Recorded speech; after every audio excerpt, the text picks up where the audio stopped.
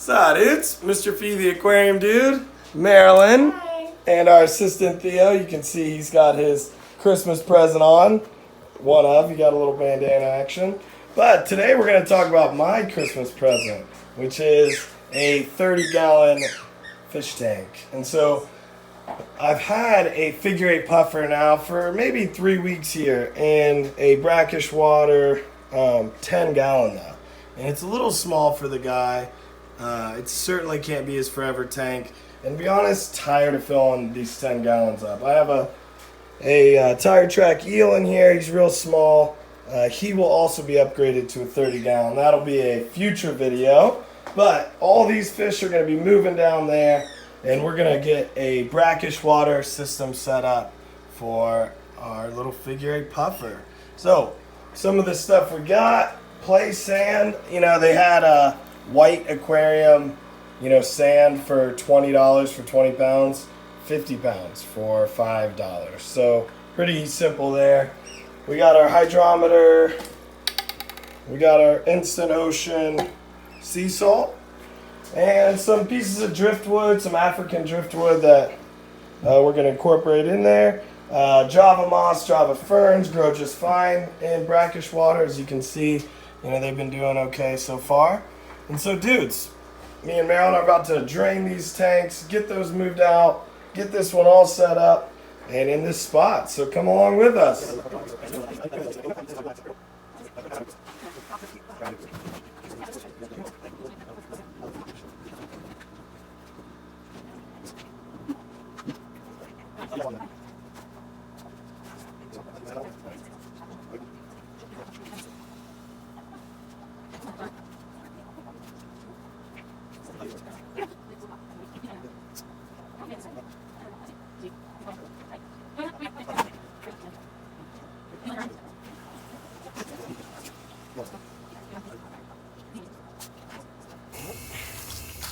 Alright, dudes, one thing about whether it's gravel or aquarium sand or like this playground sand, the small little particles will stay in your aquarium and make it really cloudy.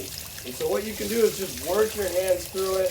You see I have the hose turned down as low as I can so that the bigger sediments will settle back into the sand almost immediately, but the small particles will continue to run off. And so I just do this for a little bit. Clearly Theo doesn't mind doing it too. So yeah, keep that in mind.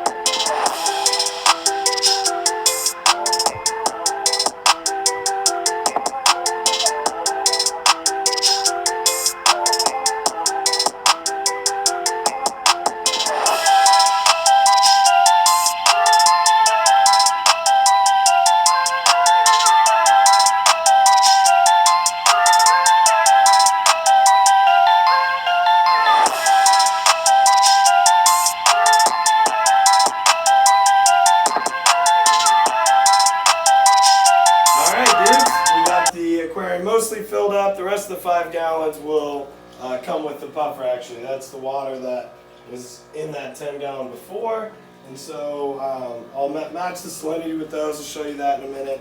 But before then, I want to make sure that I like the aquascape we set up. So I put the logs in there. We like the way we set it up, but to permanently put this Java moss in, we're going to use just a little bit of super glue here. And so I'll just put one here, and then the other 3 on this one. And so I'll just show you here, just doing one here. I want to make sure that I'm set up, that it's set up vertical, where it's not going to put a lot of pressure on the glue. And as you can see, it's going to, when it dries, it'll be kind of a white, it'll stick out a lot. So you really don't want to put more than you need on there, and it barely takes any. A lot of it, sometimes kill the roots, the super glue. So again, less is more there, and understand that as this Java fern grows and ages on this driftwood, its roots will actually become a part of it. All right, dude. So while we're letting this these Java ferns dry, I want to check the salinity. So you see here, the salinity for fresh water would be 1.004 is what we're looking for. And so I think it's a little lower than that in our puffer's water he already has. And so I wouldn't mind it being a hair under it. But as you can see, even though we were putting a half a cup, we're gonna need to add a little extra salt to that, aren't we? Mm-hmm. And so what we can do is just add probably half a cup more into this, let it dissolve in there, and test again in a minute. All right, dude, so we had everything set up, added some more salt, just to double check, make sure. Again, we should be a little under that point, that 1.004 mark. So let's see. It's very fragile. It takes a second. Yep, that's good. The other one might be a little higher than that, not much higher.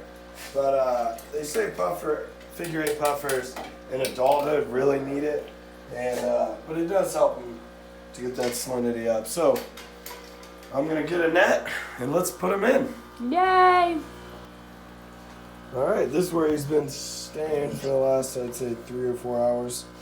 I've been setting it up, got the air filter going. He's really... Okay. We don't want him to jump out. I'll kind of focus him down. He is really... Theo, back up. This is serious, Theo. This is serious. Got him.